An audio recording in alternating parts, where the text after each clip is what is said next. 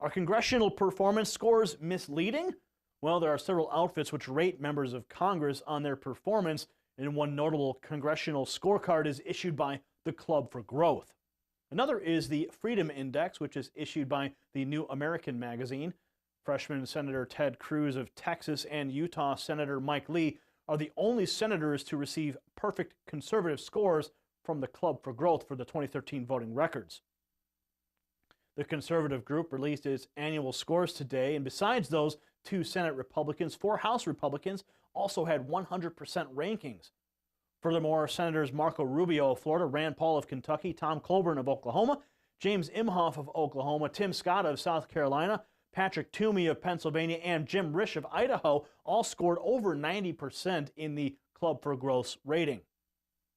Roll Call is reporting that scorecards like those released by Club for Growth played a significant role since the Republican takeover of the House in 2010.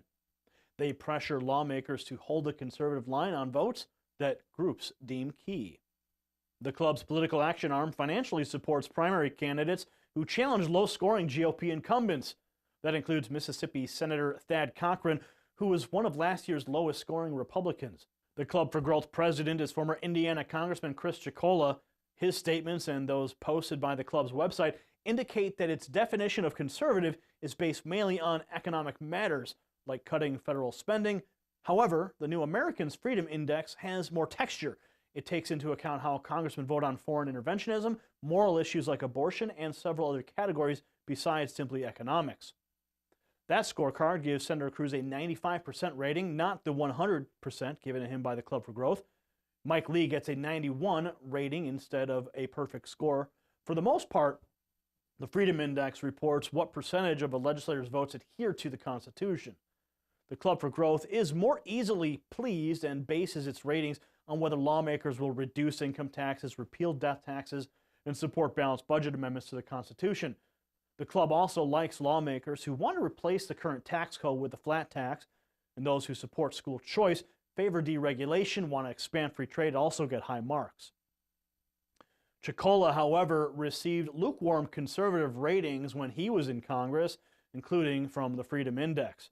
Now that he's heading the Club for Growth, we're left to wonder how genuine the club's rating system really is. For instance, the club's unqualified support for free trade could be a red flag for some, and modern free trade policies basically dismember the nation state. Corporations are given a kind of supremacy to refashion the globe into a new world order, if you will, based on a species of monopoly capitalism that short-circuits a true free enterprise system.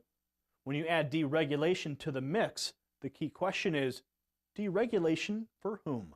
The Club for Growth wants to remove virtually all types of regulations and cut corporate as well as personal taxes. And the problem with that is major corporations like General Electric pay almost no federal income tax.